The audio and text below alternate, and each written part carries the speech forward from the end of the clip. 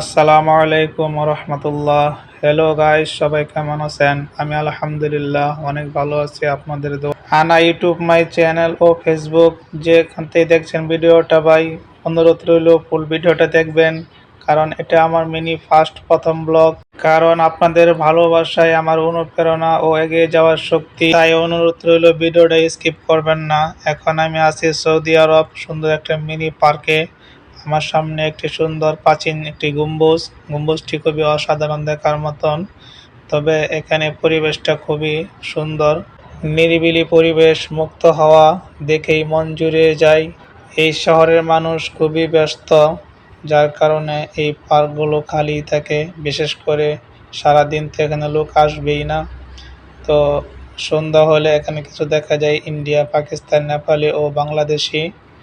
বিশেষ করে এখানে সৌদিরা এই পার্কে খুব কমই আসে। তো আমাদের মতো যারা আজনবী আছে তারা একটু এখানে বসে একটু। আমি এই গম্বুজটির আশপাশে চতুর্দিকে ঘুরে দেখলাম।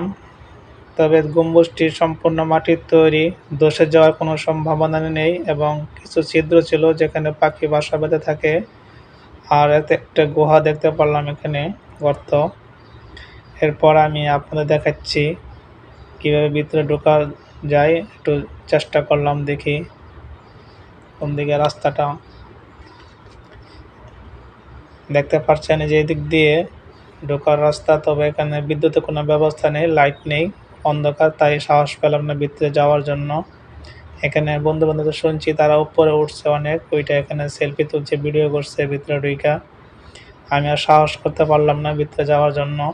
এখানে মোবাইলে স্ক্রিন করলে পুরো ডিটেলস দেখতে পারবেন এই পার্ক সম্বন্ধে। সুন্দর একটা লাইটের ব্যবস্থা আছে, এখানে আলোর ব্যবস্থা আছে। রাত্রে হলে এখানে অনেকে আসে, আইসা বসে থাকে, বাদাম খায়। এখানে কিছু পাকিস্তানি ভাইয়ের সাথে কথা বলছিলাম, তারা এখানে প্রায় আসে, খুব ভালো লাগে। যারা আমার ভিডিওটা ফুল দেখলেন তাদেরকে অসংখ্য ধন্যবাদ ও অভিনন্দন, শুভেচ্ছা। আপনাদের ভালোবাসা ও অনুপ্রেরণা আমার এগিয়ে যাওয়ার শক্তি। ভিডিওটা লাইক, কমেন্ট, শেয়ার করবেন।